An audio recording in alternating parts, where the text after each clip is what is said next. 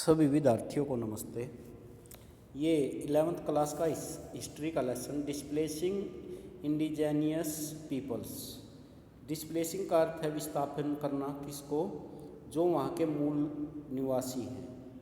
तो इसके अंदर हम पढ़ेंगे मूल निवासियों के बारे में कि कैसे मूल निवासियों को कष्ट उठाने पड़े इन देशों में। ऑस्ट्रेलिया, अमेरिका, इन देशों के अंदर जैसे भारत में भी मूल निवासी थे जो जंगलों में रहते थे, उनको कैसे कष्ट उठाने पड़े। तो इस लेसन के अंदर हम पढ़ेंगे। This chapter recounts some aspects of the histories of the native people of America and Australia. इस चैप्टर के अंदर पेश किया जाता है कुछ एस्पेक्ट्स, कुछ पहलुओं को ऑफ द हिस्ट्रीज, इतिहास के, ऑफ द नेटिव पीपल, जो नेटिव पीपल है, मूल निवासी हैं, अमेरिका एंड ऑस्ट्रेलिया। थीम 8, जो लेसन नंबर 8 है, describe the history of the Spanish. ये क्या बताती है? ये स्पेनिश के इतिहास के बारे में बताती है। एंड पुर्तगीज, ये कॉलोनाइजेशन ऑफ साउथ अमेरिका, और किसके बारे में बताती है? पुर्तगाल के बारे में। कॉलोनाइजेशन जो है साउथ अमेरिका के अंदर था।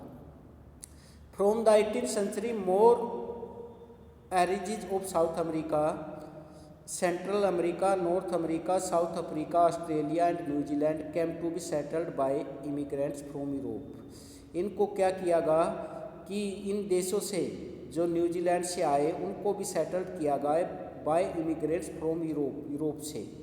दिस लैड टू मैनी, इसके कारण ऑफ द नेटिव पीपल्स, जो वहाँ के मूल बसिंदे थे, being pushed out into other area, इनको खदेड़ दिया गया। कहाँ पर?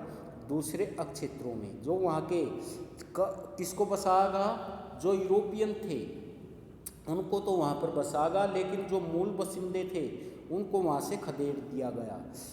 तो द यूरोपियन सेटलमेंट्स, जो European settlements were called colonies, उसको क्या कहा जाता है? कॉलोनीज।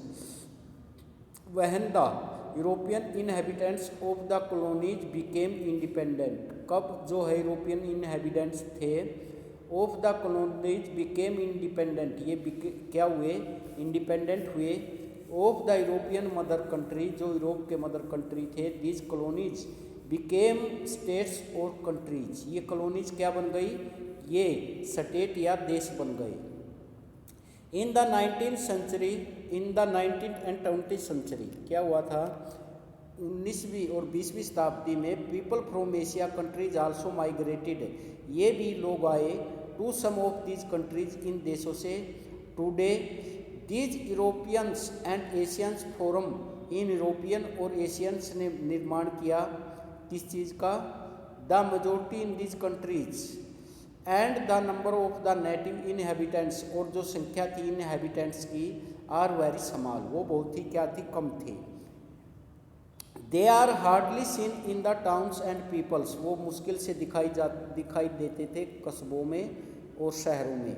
पीपल हैव फॉरगॉटन, लोग भूल चुके थे, that they once occupied much of the country, उन्होंने कब्जा कर रखा ज़्यादातर देशों पर। And that the names of many rivers, और बहुत से देशों पर, नदियों पर, टाउन्स पर एक्स्ट्रा, आर ड्राइव्ड, उनको वंचित रखा गया फ्रॉम नेटिव नेम्स, उनके जो मूल नाम थे। इसमें Ohio, Mississippi and settle in the USA, ये Saskatchewan in Canada, and Wollongong and Parramatta in Australia. Till the middle, जो मिडल थी उसमें, इससे कि भाई इनको क्या किया गया? अब है यूरोपियन इम्पेरियलिज्म। यूरोपियन इम्पेरियलिज्म का अर्थ है यूरोपियन साम्राज्यवाद। साम्राज्यवाद कहते किसे हैं? जब कोई देश दूसरे देश की अर्थव्यवस्था और वहाँ की जो राजनीति है उसको अपने हित के लिए प्रयोग करता है, तो उसको हम बोलते हैं साम्राज्यवाद, imperialism. The American empires of Spain and Portugal did not expand after the 17th century. From that time, other countries, France, Holland and England, began to extend, उन्होंने शुरू कर दिया था एक्सटेंड करना, their trading activities and to establish colonies in America, और इन्होंने क्या कर दिया? अमेरिका के अंदर भी अपनी कॉलोनियाँ स्थापित कर दी, अफ्रीका के अंदर भी, एंड एशिया के महाद्वीप के अंदर भी। Ireland also was virtually A colony of England. Ireland भी एक कॉलोनी थी किसकी? इंग्लैंड की। जो आयरलैंड आज क्या है? प्रांत है। इसमें ये आयरलैंड में इसमें इंग्लैंड की कॉलोनी थी। As the land owners were mostly English settlers, वहाँ पर जो भी जितने भी लैंड ओनर्स थे, जितने भी भूस्वामी थे, वो क्या थे? मोस्टली इंग्लिश सेटलर्स थे। From the 18th century it became obvious that while it was the prospect of profit, यह प्रोस्पेक्ट ऑफ प्रॉफिट था विच ड्रो, ये क्या करता था? लोगों को खींचता था। पीपल टू एस्टेब्लिश कॉलोनी, की वो स्थापित करे, क्या? कॉलोनियाँ स्थापित करे। इसमें देयर वर सिग्निफिकेंट वेरिएशंस, वहाँ पर महत्वपूर्ण विभिन्नताएँ थी। In the nature of the control established, इसको स्थापित करने में। इन साउथ एशिया ट्रेडिंग, इन साउथ एशिया के अंदर जो व्यापार था, company lies the east India company made themselves into political powers, इन्होंने भी अपनी क्या कर रखी थी? पॉलिटिकल पावर्स स्थापित कर रखी थी। इसमें डिप्टी टू लोकल रूलर्स, वो क्या करते थे? डिप्टीड करते थे लोकल रूलर्स को, एंड एनेक्स्ड कर लेते थे और उस पर कब्जा कर लेते थे। They retained the older well developed administrative system, उन्होंने प्राप्त कर लिया था प्राचीन वेल डेवलप्ड, जो अच्छा विकसित administrative system, and collected tax from land owners, और इनसे क्या करते थे? लैंड ओनर्स से टैक्स वसूल करते थे। Later they built railways to make trade easier, उन्होंने बाद में रेलवे का निर्माण रेलवेज का निर्माण किया। टू मेक ट्रेड आइजर, जिसके कारण व्यापार क्या हो गया? आसान हो गया। एक्सपेक्टेड माइंस, उन्होंने खानों को खोदा। एंड एस्टेब्लिश्ड बिग प्लांटेशन, और बड़े बड़े प्लांटेशनों को स्थापित किया। In Africa Europeans traded on the coast expect in South Africa, in Africa के अंदर भी ट्रेडेड जो व्यापार था on the coast expect in South Africa, and only in the late 19th century did they venture करते थे into the interior. After this some of the European countries, इसके बाद कुछ यूरोपियन कंट्रीज क्या किया? रीच्ड एन एग्रीमेंट, वो एक समझौते पर पहुँचे। To divide up Africa as colonies for themselves, की अफ्रीका को क्या कर ले? अपने फायदे के लिए बांट ले। The word settler is used for the, किसके लिए प्रयोग किया गया? जो वर्ड सेटलर है इसको डच इन साउथ अफ्रीका, इसमें the word settler used for the Dutch in South Africa. The British in Ireland, British में आयरलैंड के लिए प्रयोग किया गया। न्यूजीलैंड ऑस्ट्रेलिया में प्रयोग किया गया। And the Europeans in America. The official language in this colonies was English, जो ये ऑफिशियल लैंग्वेज थी इन कॉलोनियों की, ये कौन सी थी? अंग्रेजी। ऑफिशियल का अर्थ सरकारी भाषा। एक्सपेक्ट इन कनाडा, कनाडा को छोड़कर where French is also an official language. Names given by Europeans for countries of new world. America first use after the publication in the travels of Amerigo, इसमें ये प्रयोग किया गया। अब है north America. North America में क्या है? उत्तरी अमेरिका में the continent of north America extends from the Arctic ये सर्कल, ये महाद्वीप कहाँ तक फैला हुआ था?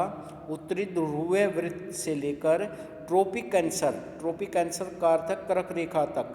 From the Pacific to the Atlantic Ocean, west of the chain of the Rocky Mountains in the desert of Arizona and Nevada, still further west the Sierra Nevada Mountains to the east to the Great Plains, the Great Lakes, the valleys, जो valleys थी, lakes का अर्थ है झीलें थी, of the Mississippi and the Ohio and the Appalachian Mountains तक फैला हुआ था ये। To the south is Mexico, दक्षिण में मैक्सिको था। 40% of Canada is covered with forest, 40% जो कनाडा है वो किससे ढका हुआ था? जंगलों से। Oil gas and minerals resources are found in many areas, ये सारी चीज़ें पाई जाती थी। ऑयल भी पाया जाता था, गैस भी पाई जाती थी, मिनरल्स भी, रिसोर्सेज भी पाए जाते थे। Are found in many areas which explains the many big industries in the USA and Canada.